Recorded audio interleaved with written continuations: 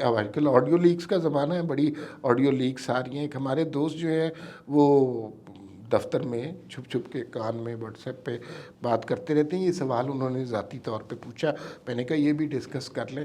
تو انہوں نے پوچھا کہ یار یہ واٹس ایپ کی کال بھی ریکارڈ ہو جاتی ہے؟ بالکل ہو جاتی ہے. ان کے نقطۂ نظر سے بتائیں نا. سر واٹس ایپ کی کال دو طرح سے ریکارڈ ہو سکتی ہے. ایک تو گاؤں والا بیگم طریقہ ہے، ایک تو بیگم ریکارڈ کر لیں. اور وہ کیسے کریں گی؟ تو ایک تو یہ ہے کہ اس کو وہ طریقہ دیسی طریقہ ہے جو جگاڑ لگانے والا ہے پاکستانی.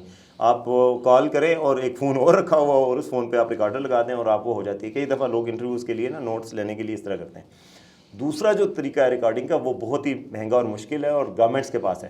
آپ کو پتہ نا اسرائیل نے ایک سافٹ ویئر بنایا پیگاسس، اس کے ذریعے وہ بیچتے ہیں وہ سافٹ ویئر. اس کے لیے گورنمنٹس کے پاس یہ اختیار ہے کہ وہ اس کی سبسکرپشن خریدیں اور کچھ لوگوں کے فون پہ وہ واٹس ایپ کا لگا لیں.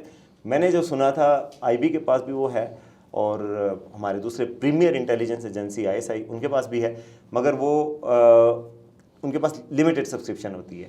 آپ فکر نہ کریں، میرا نہیں خیال وہ آپ کا ریکارڈ کریں گے. اس کا مطلب ثاقب نثار کی تو ریکارڈ ہو سکتی ہے، لیکن اس پروگرام کے بعد ہم اپنے اس دوست کولیگ کو تسلی دے سکتے ہیں کہ آپ اپنا کام محنت سے جاری رکھیں اور ویری ویل ڈن، شاباش.